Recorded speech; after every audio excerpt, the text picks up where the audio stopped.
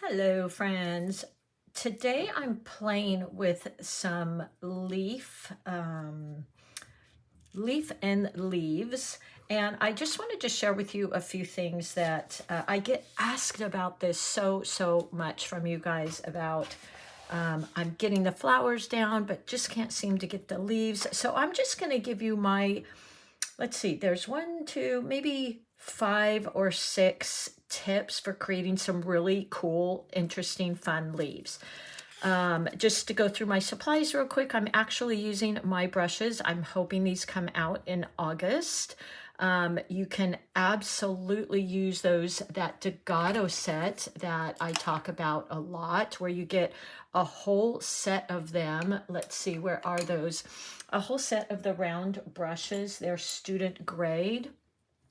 You get a whole set of these rounds for, I want to say $15.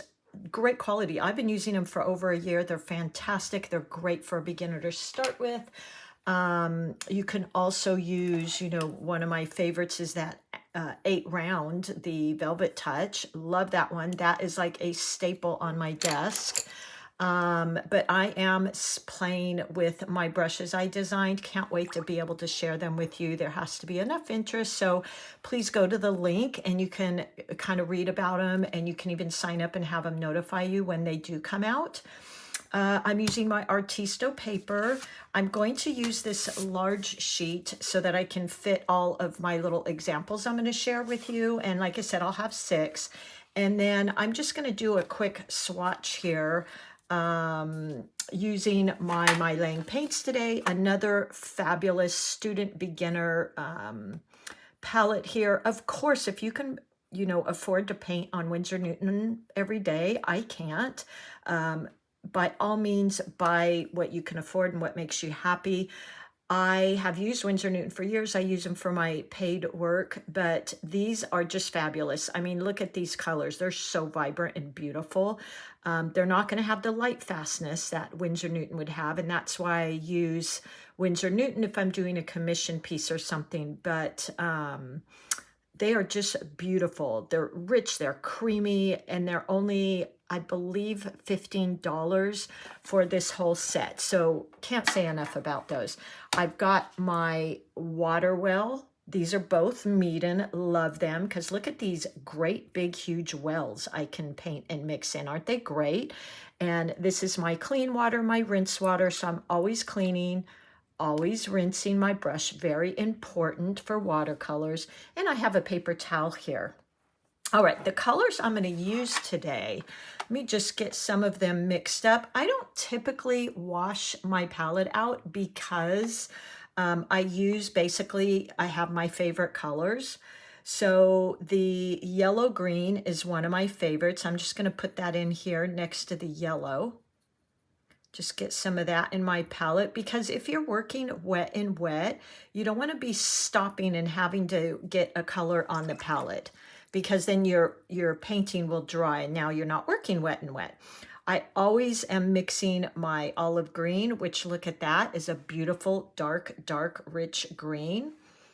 And I'm using about, I'm going to say this is probably 50-50 water and paint. Since I'm just showing you these exercises, I'm not real concerned about that. And then I've got, by the way, loading the side of my brush, not going in with the tip. And this is the tree green, so I'll just put that right there. Most times I'm mixing the two. So if they get mixed up there, that's perfectly fine with me. And I'm sure you have your go-to green. So those are the colors I'm using. The first tip I have for you folks is, it's really important. Let me just draw this out for you. So my first tip is going to be, let's see, which one should I do first? Is having a variety of sizes and shapes. Let me show you. So here's a pen. Let's just draw a flower right here. The flower doesn't really matter. It's just simple. And you know what? Let me zoom in so you can see. I don't think you need to see my palette so much here as what I'm sharing with you in my drawing. So here's just a little flower. We're not even going to do anything with that. Here's our stem. Now, what I see most people are doing is they are drawing their leaves like this. Very cute, very nice. All the same size, all coming out of the stem. What I suggest you do, so we don't want to do that. It's cute, but if you want to upgrade them a little bit, try something like this. So here's our flower. Here's our stem, our coming out, and then draw a little stem and have little stems come out from there. And now add leaves from there, and maybe have a few that come out like that. Look how much more interesting that is. Maybe one right here. Now we've got our eye is like really excited and being drawn around the paper. So that's my first tip, is share a variety of stems, because when I look at the little stems on the flowers in my garden, they don't always come out perfectly pointing upwards and directly out of the stem. They usually have little stems that come out and then little leaves off of there. So that's my first tip. And I'll just say add stems. So tip number one. My second tip is, let's see, what should I make my second tip? Let's do the second tip to kind of add different directions of your leaves. So here's our flower. So you could make, and I kind of did that here, but I want to emphasize it. So maybe I have a leaf going down. Maybe I have one going up. Maybe I have one coming down and out to the side. Look how interesting that is. I'm kind of exaggerating it, but you get the point here. I have some going up. And then maybe this one coming out. So look how interesting that is. Much more interesting than all of them facing upward in one direction. There we go. Something like that. So a lot more interest. So I'm going to write on here directions. Down, up, sideways. So you want them going in all different directions. Much more interesting. How about another one here is sizes. So if I was to do my flower here and just made similar to this one, all my leaves are exactly the same size, exactly the same length, pointing the same direction. So it's, again, it's nice. It's not that any of these are bad. It's just how to improve them and make them more interesting, which is what you ask me about. So my suggestion and what I keep in mind when I'm doing leaves is I make some small, I make some large, I make them, some are coming right out of the stem and they're just little buds that haven't even gotten out. So look how interesting when we just, that simple little thing of making some little buds, some little leaves that haven't quite grown. So that is my tip for there, different sizes, small, medium, large.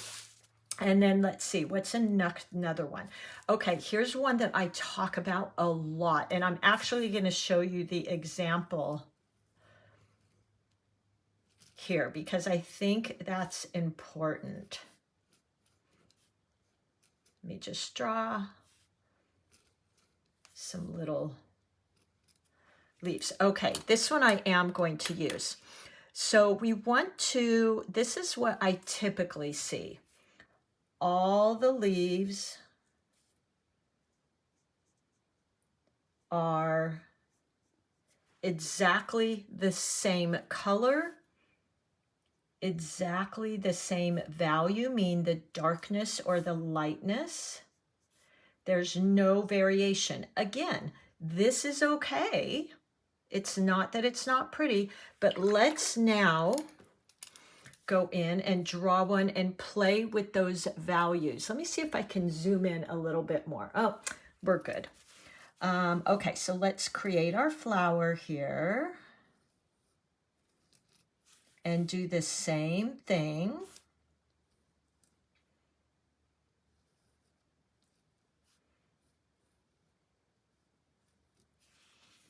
Draw a couple little leaves.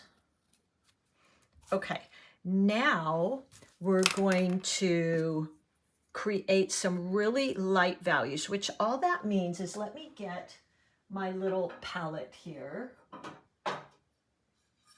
And let's put some of that green in the palette and look at how light it is. So what I've done there is, this is probably 80% water, 20% pigment. So now watch. We'll do a couple. That's even kind of dark still, so I'm just going to tap off some of that. And I've created a light value. If it's still too dark, I can go in, tap off my brush, and pick some of that up. Now I'm going to do maybe one more lighter one here. So that lighter value of paint, meaning it's got a lot more water in it than, I used the wrong pen here too, I just noticed. Let me grab from now on and use this pen. So it's turning a little bit darker because the pen kind of smeared. So those are lighter values. Let's try getting a darker value.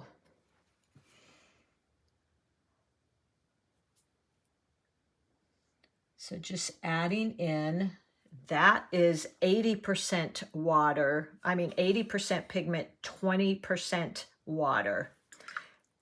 And you can go in the middle with that too. So I'm just picking up another really light value. Let's do some of these.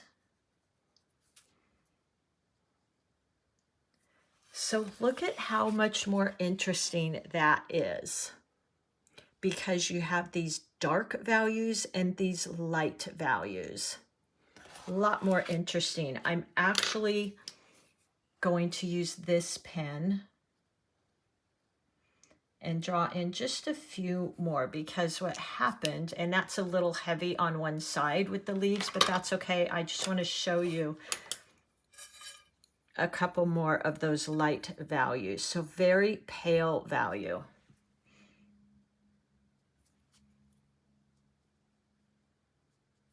There you go.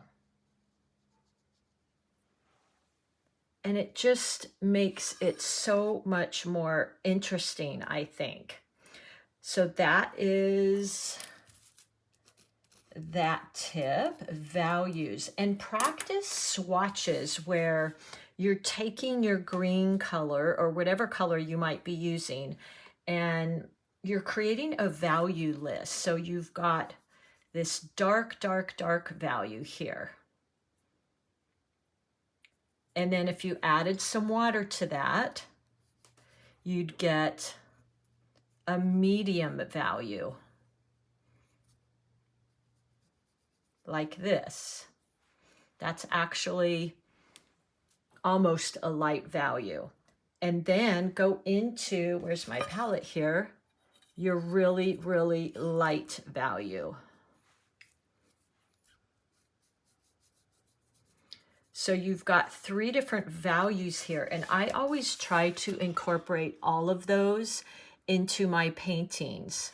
That way you have this depth. So the dark ones are going to pop out in front. The mid values are going to be in your middle area, and then these light value ones, which is 20% pigment, 80% water, and I can write that on here, is going to fade into the background. So this is 80, 20, water, pigment. And this one here is about 50-50, water and pigment. And then this one here is 80-20, but it's 80 water, 20 pigment. And I always try to incorporate all of those. With my flowers too, I will, if I was doing pink flowers, I would do my value chart and then hold it up to my painting and look and say, oh, you know what? I didn't include some of my light values, which is typically the one that we forget about. Let me go back in. And then sometimes you may even say, oh, you know, I don't have any really dark values to pop my painting and my leaves out in front. What I find is we have these habits of drawing, these patterns of drawing, and that's where you'll make the exact same leaves, the exact same direction, the same size, coming out of our main stem in the same area, something like this. And it's just reminding ourselves, oh, that's right. Leaves face different directions. They're different values and shades. Some leaves are coming out on a little stem. So it's just kind of retraining and creating that new pattern. Let's move on to the 4th one. Let's see. Okay, here is one. So another thing I notice is many of my students, let's do our flower here,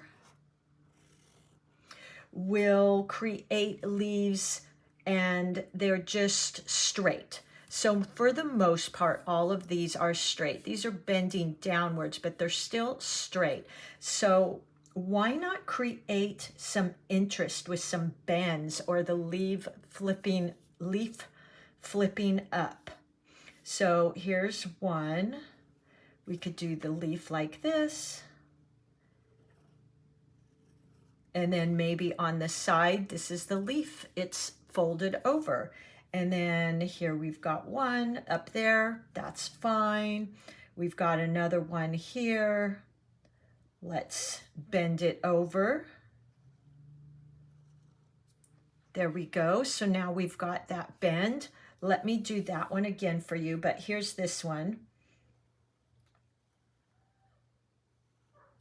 This one has another bend in it. So to create something like this, it's really fairly easy. So here's our stem. And then I'm just going to do a leaf bent over. So I'm going to come down, bring that up, and then just continue it down like that. For this one here, you can just create your leaf like that and create a bend in it. If you just want to have a bend on one little corner, you can do that too. So now just that little corner. Let's do this one again. So it's bending down, bring it up, and like that.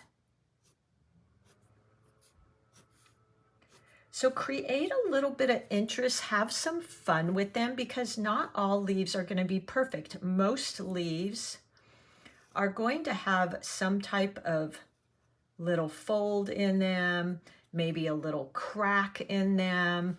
That's another tip for your leaves as well, is here's our stem. All of the leaves I pick, if you really look closely, and these are all just little things. Keep in mind, there's nothing wrong with doing things like this that are very whimsical and just fun and simple and easy. But I get so many of you asking me, I just can't get my leaves. They all look so boring. They all look the same.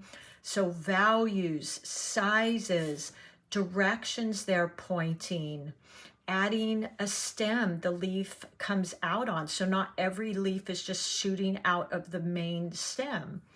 Having some leaves flip up and turn.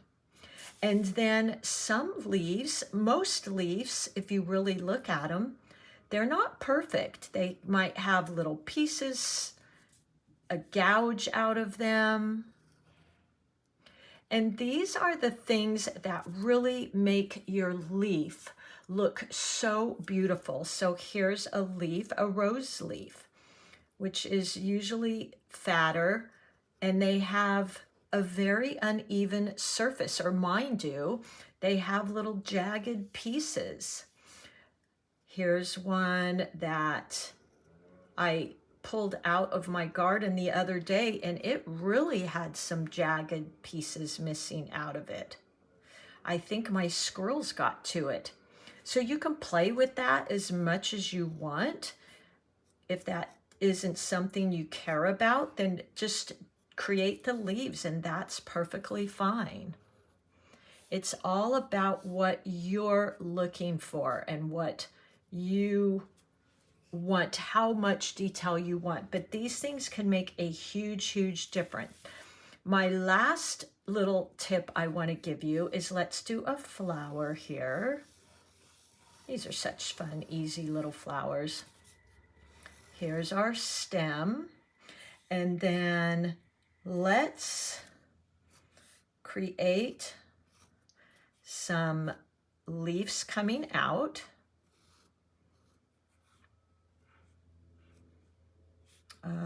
That one can be bending down. Just different leaves. Okay, now I'm going to do a little bit of painting. So this is a really huge piece. Add some blues, browns, golds, yellows.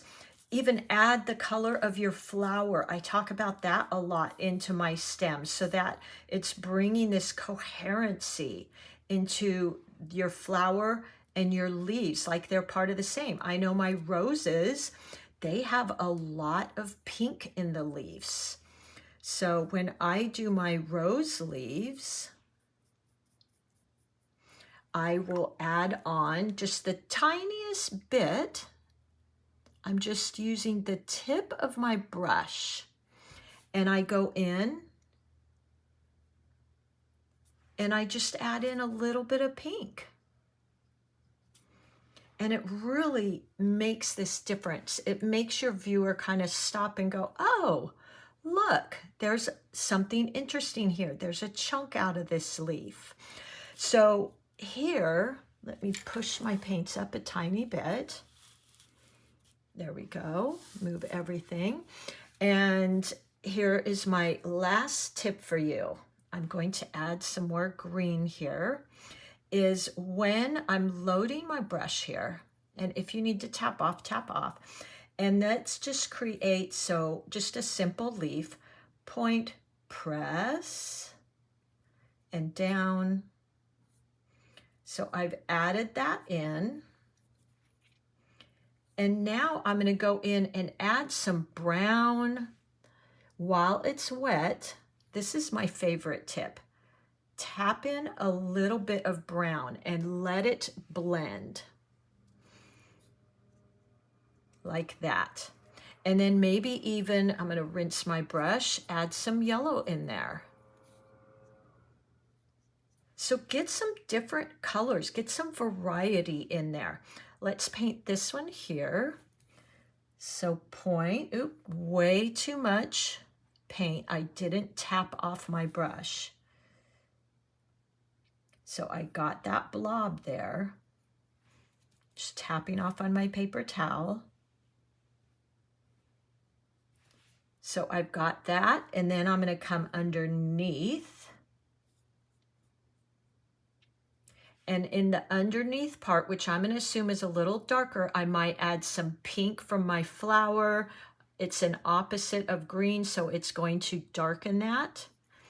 So let's try that.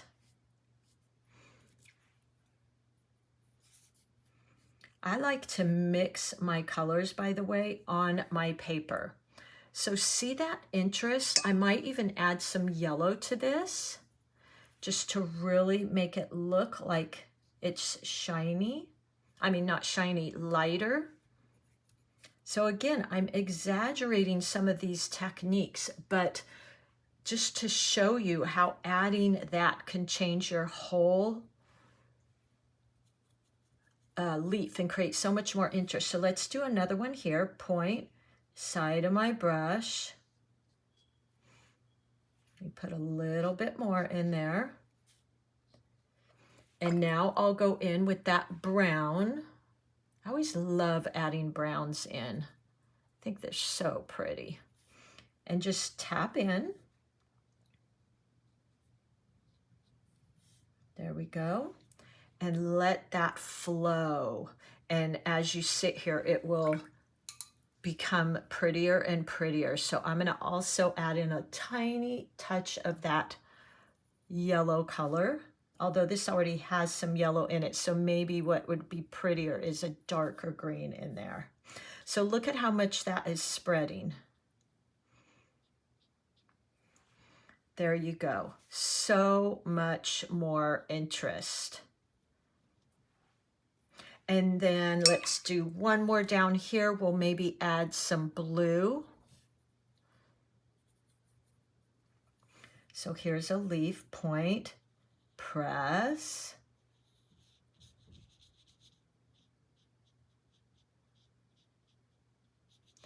And now let's add a little bit of blue down there. Get some blue on my brush. Not really the blue I was looking for, but we're going to go with that. I wanted more of a dark blue. And look how pretty that is. Just touching in, and now just leave it and let it kind of blend. The last suggestion I actually just thought of is create different leaves. So here's one.